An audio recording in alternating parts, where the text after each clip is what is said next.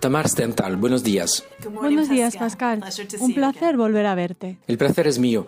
La inauguración de la Embajada de Estados Unidos y las protestas organizadas por Hamas en la frontera entre Gaza e Israel arrastraron a muchos periodistas en la región y centraron también la atención de la prensa internacional durante mucho tiempo. ¿Cómo se organizó el trabajo en Cámara Israel y a qué medios disteis prioridad? Nosotros siempre ponemos muchísima atención a lo que hacen las agencias de prensa. En los últimos años, los medios de comunicación tuvieron que reducir sus fondos destinados a la información internacional y llenan este vacío con noticias de agencias de prensa como AP, Reuters.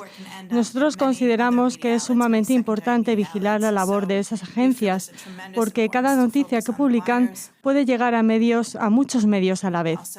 Por otra parte, el New York Times, a pesar de haber tenido problemas financieros recientemente, sigue siendo el medio de comunicación que establece la pauta en materia de cobertura internacional, no solo en Estados Unidos, sino en todo el mundo. Estas son las áreas en las que nos hemos centrado.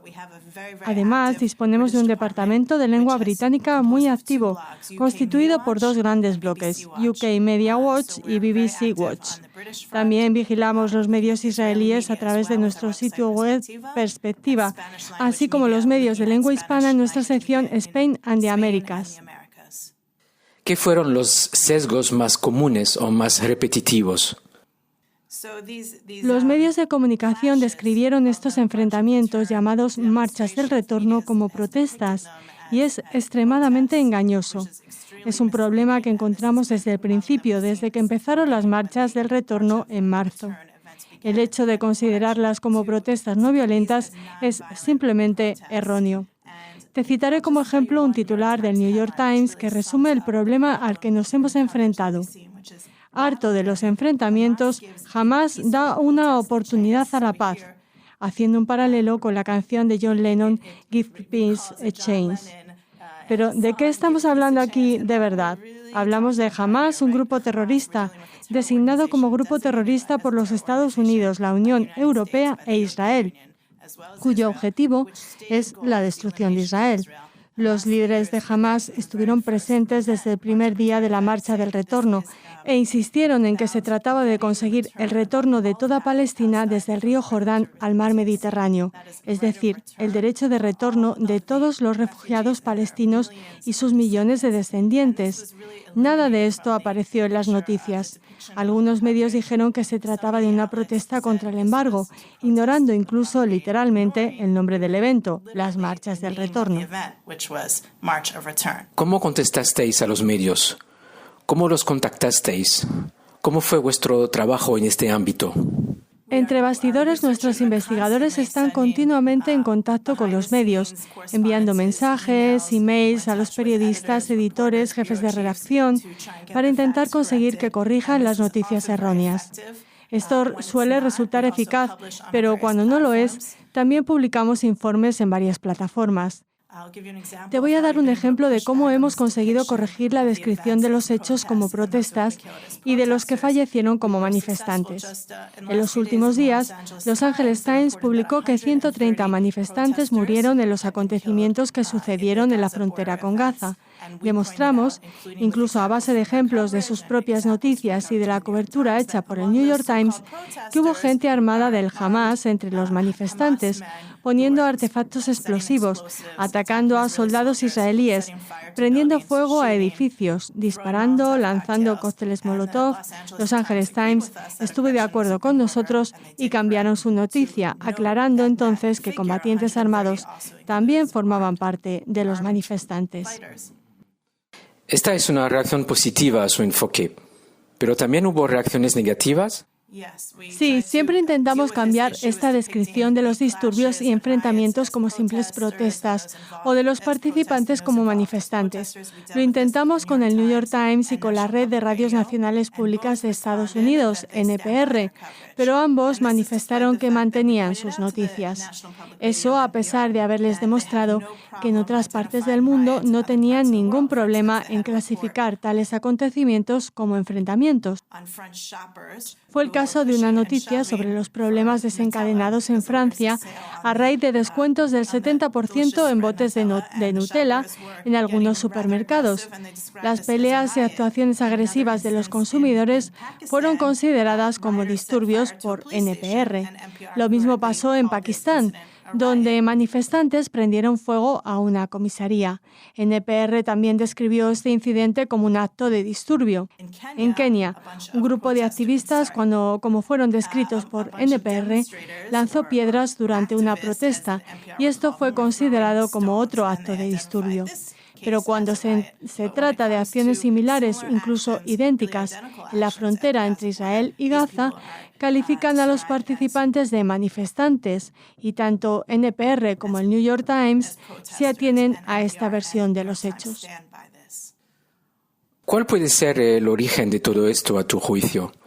¿No te parece que detrás de todo esto existe una narrativa que los corresponsales extranjeros necesitan alimentar? ¿No es ese el problema al que te tienes que enfrentar cada día?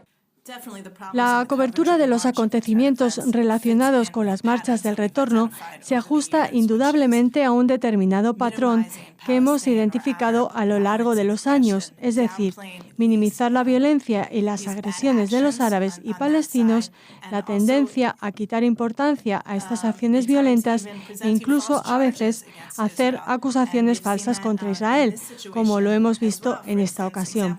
Por ejemplo, la agencia Associated Press presentó en una de sus noticias al principio de las marchas del retorno el testimonio de un médico de Gaza acusando a Israel de usar balas explosivas. Para aprobar esta acusación, se argumentó que las heridas de salida eran más grandes que las heridas de entrada. Nosotros analizamos la cuestión y nos apoyamos en opiniones de expertos en balística y en medicina, que consideraban que este fenómeno era típico y correspondía con el impacto normal de las armas. No implicaba para nada el uso de balas explosivas o de otro tipo de armamento novedoso. En consecuencia, Associated Press modificó su noticia después de que les hayamos contactado. Pero este caso ilustra la falta de escepticismo de los corresponsales extranjeros frente a acusaciones por parte de los palestinos, por muy indignantes e injustificadas que sean.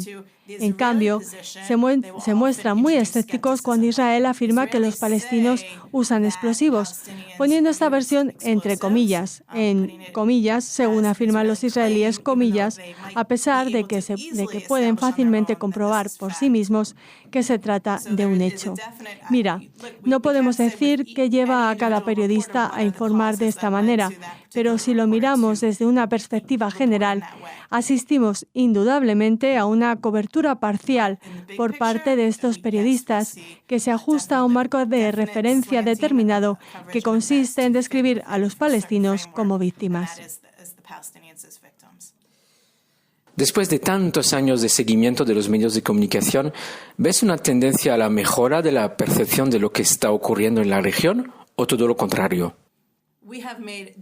Se ve una mejora en determinadas áreas, pero es verdad que a la vez surgen siempre nuevos problemas, como por ejemplo en el caso de la llamada intifada de los cuchillos, durante la cual muchos titulares de agencias de prensa y medios de comunicación calificaban de víctimas a los autores palestinos de los ataques, es decir, a los que llevaban los cuchillos durante el ataque. El titular solía ser 3 palestinos muertos a tiros durante un ataque, haciendo imposible que el lector entendiera que los 3 palestinos muertos eran los agresores, que la policía mató a tiros mientras intentaban matar a gente, o, en algunos casos, mientras mataban literalmente a gente. En una gran medida, nosotros conseguimos poner fin a este tipo de titulares o relatos específicos, pero esto no quiere decir que todos los problemas con la prensa se solucionaron de repente. Me remito, claro está, a los tipos de noticias de los que hemos ido hablando desde el principio de la entrevista. Resumiendo, conseguimos algunos logros en determinados ámbitos que son muy importantes, pero no existe ninguna fórmula mágica para que todos los periodistas cumplan de repente con las normas éticas y el código de deontología. Es cuestión de seguir y vigilar los medios con mucha atención, descubrir los incumplimientos y discrepancias en la cobertura de los hechos, avisar a los periodistas de los problemas encontrados y, de esta manera, ayudar a mejorar esa cobertura. Pero en general, los problemas no van a desaparecer de un día para otro. Tamar Stertal, muchas gracias. Gracias, Pascal. Fue todo un placer.